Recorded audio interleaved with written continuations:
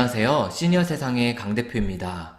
오늘은 요양보호사만큼 잘 알려진 자격증은 아니지만 따로 시험을 보는 것이 아니라 지정된 교육기관에서 일정 과정만 이수한다면 누구든지 자격증 취득이 가능하고 신체적으로 불편한 장애인들을 위해 봉사를 하면서도 요양보호사나 생활지원사 등과 비교해도 적지 않은 수당을 받을 수 있는 장애인 활동지원사에 대해 소개해 드리겠습니다.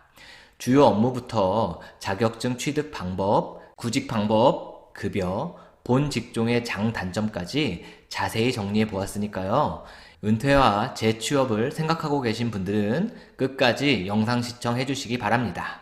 자, 시작하겠습니다. 구독과 좋아요는 영상 제작에 큰 힘이 됩니다. 부탁드릴게요. 장애인 활동지원사란 이름에서 알 수 있듯이 장애인의 활동을 지원하는 인력을 말하는 것이겠죠. 우선 장애인 활동지원 제도에 대해서 한번 알아보겠습니다. 장기요양제도와 같이 장애인 활동지원 제도도 정부에서 관리하고 지원하는 사업인데요. 관련 홈페이지는 이름 그대로 장애인 활동지원이라는 홈페이지가 개설이 되어 있습니다. 장애인 활동지원 제도는 이렇게 세 가지의 급여 종류를 제공하고 있습니다. 활동보조, 방문요양, 방문간호. 이 중에 활동보조에 해당하는 급여를 제공하는 인력이 바로 오늘 주제인 장애인 활동지원사라고 보시면 됩니다. 자, 그럼 좀 더 구체적으로 장애인 활동지원사의 주요 업무를 알아보겠습니다. 이렇게 표로 정리를 해보았는데요. 신체 활동 지원이 가장 중요하고 비중이 큰 업무가 되겠습니다.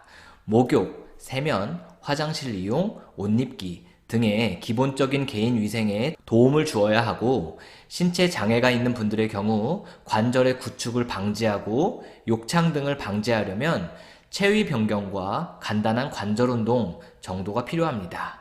그걸 신체 기능 유지 증진이라고 설명해 두고 있는 것이죠. 또한 식사를 보조해드리고 실내에서 이동을 도와줍니다. 이외에 기타 가사 활동을 지원해주는 것이 해당이 되겠습니다. 다음은 사회활동 지원인데요. 장애인이라고 해서 사회활동을 전혀 하지 않는다는 것은 불가능하고 실제로 그렇지도 않습니다. 직장에 다닐 수도 있고 학교에 등하교 할 수도 있기 때문에 이때 출퇴근 또는 등하교를 지원해 주어야 합니다.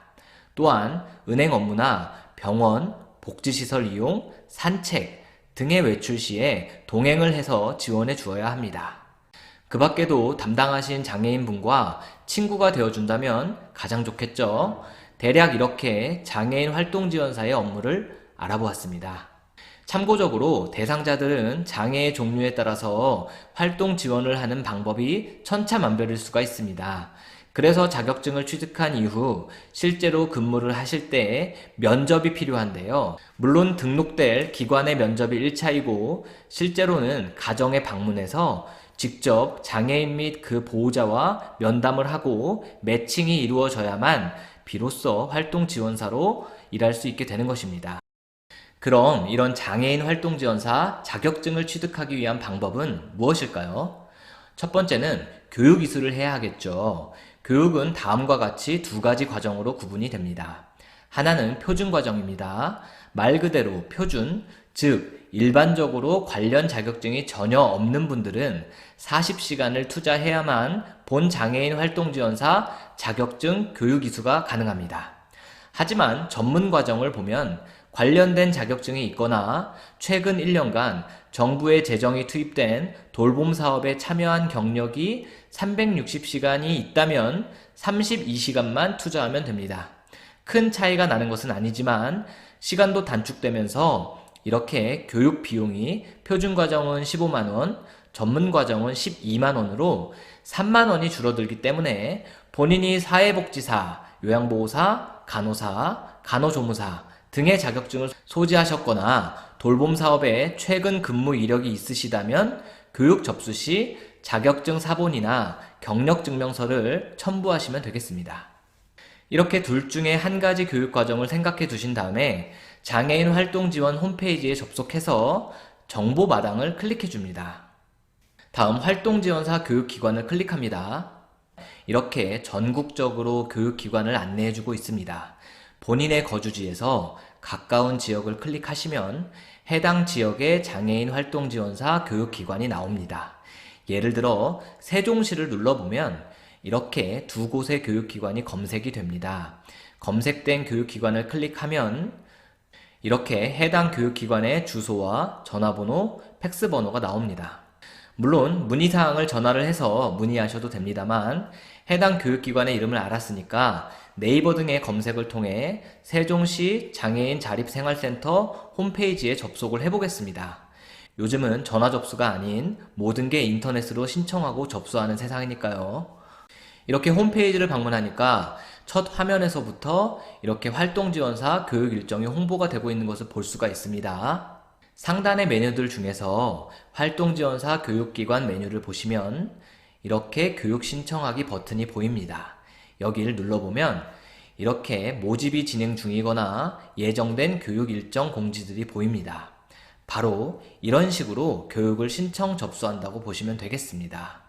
수업 진행 가능 인원에 비해 지원하는 사람이 많다고 합니다. 경쟁률이 높다는 말이죠. 물론 교육 수강 신청에 실패하더라도 교육비는 전액 환불이 되니까 걱정하지 않으셔도 되겠습니다. 이렇게 교육을 수료하고 나면 수료증이 나오고 실습 의뢰서가 나오게 됩니다. 이것을 가지고 실습을 담당하는 기관을 찾아야 하는데요. 이때에도 장애인 활동지원 홈페이지의 정보마당에서 활동지원 기관을 클릭해 줍니다. 그러면 이렇게 등록된 활동지원 기관이 나오는데요. 교육받으신 기관이 꼭 아니더라도 해당 거주 지역 근처에 활동지원기관 목록을 검색하셔서 여기 급여 종류에 활동보조 표시가 되어 있는 곳을 찾아서 전화로 실습 문의를 하셔야 하겠습니다. 참고로 요즘은 실습을 받아주는 기관이 생각보다 많지 않다고 합니다. 그러니 여러 기관에 문의를 해볼 생각을 가지고 진행하셔야 하겠습니다. 다음은 구직 방법입니다.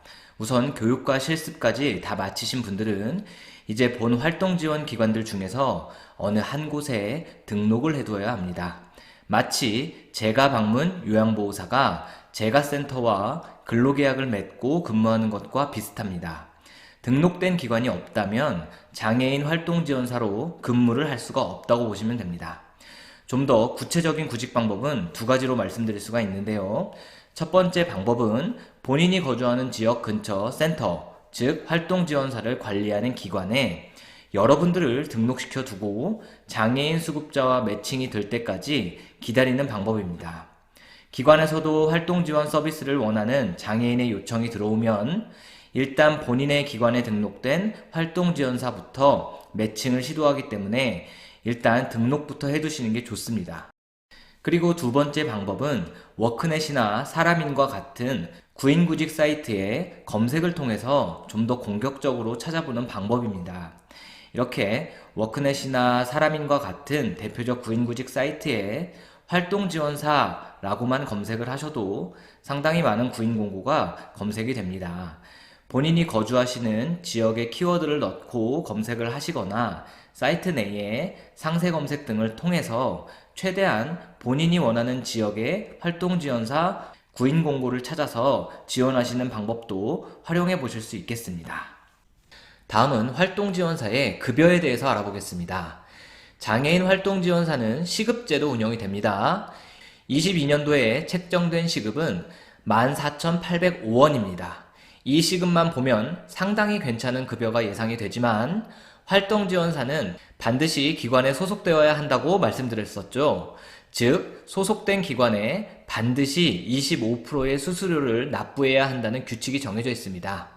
결론은 그렇게 수수료를 제공하고 나면 대략 11,100원이 실수령 시급이라고 보시면 됩니다. 물론 4대 보험도 의무가입이 되어야 하기 때문에 세전 시급이라고 보시면 되겠습니다. 활동지원사의 급여는 근로를 제공한 시간을 기준으로 적용이 되는데요. 이 때문에 시급이 11,000원 정도라고 해도 월 60시간 이상 근무했는지 60시간 미만으로 근무했는지에 따라 주휴수당의 포함 여부도 달려있고 장애인 수급자의 상황에 따라 일요일이나 공휴일 근로 또는 야간의 연장 근로 등이 있을 경우 가산이 붙게 되기 때문에 개개인마다 많이 다를 수가 있습니다. 그래서 정확히 얼마 받으실 겁니다 라고 말씀드릴 수가 없습니다. 다만 대략적으로 우리가 익히 알고 있는 요양보호사의 급여와 비슷할 것이라는 예측이 나옵니다. 현재 제가 방문 요양보호사의 경우 시급이 11,600원이 최저이고 시설 요양보호사의 경우는 월 급여로 192만 원이 최저 월급입니다. 그러니까 장애인 수급자의 바우처 한도에 따라 근무 시간이 적은 분들은 방문 요양보호사 수준의 급여가 예상이 되고 근무 시간이 월 60시간이 넘어서면서 주 5일제로 한 달을 근무하게 되는 경우는 시설에서 근무하는 요양보호사 수준이라고 생각하시면 될 것 같습니다.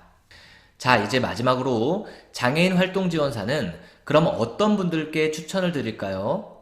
이 부분은 제 개인적인 견해로 장단점을 들어서 말씀드려 보겠습니다. 저도 개인적으로 병원 재활치료팀에서 오랜 기간 치료사로 근무해 왔는데요. 장애인이면서 치료실에 재활치료를 받기 위해 오시는 제 환자분들이 제법 많았습니다. 이분들 중에는 실제 보호자가 아닌 활동지원사 분들이 모시고 와서 치료를 받고 이동해서 집에 가는 과정을 도와주시는 분들이 제법 계셨습니다.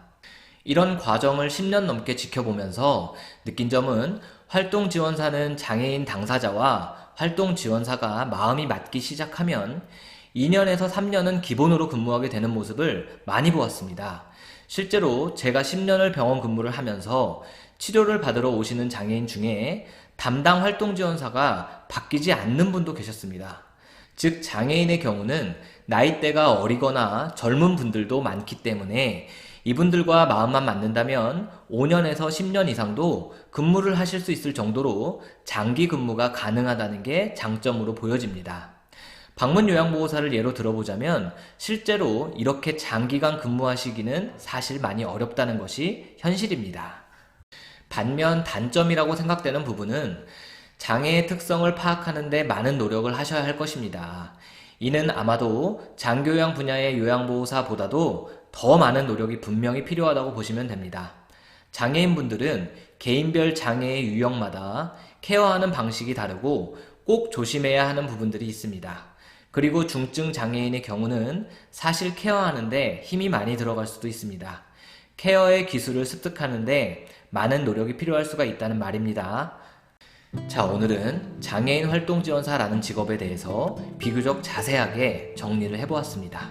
저도 내용을 정리하면서 분명 장단점이 확실해 보이는 일이라는 생각이 계속 들었습니다. 다만 장애인 활동지원사 자격증의 교육 이수가 계속 늘고 있고 신청 경쟁률도 점점 커지고 있다고 합니다. 향후 요양보호사와 같이 시험을 보고 합격해야만 자격증을 취득할 수 있는 상황이 곧 올 수도 있다는 이야기입니다. 지금과 같이 비교적 자격증 수료가 쉽고 간단할 때 취득해 주시고 은퇴 이후에 재취업의 기회를 가져보시는 것도 좋겠습니다. 오늘도 시청해 주셔서 감사합니다.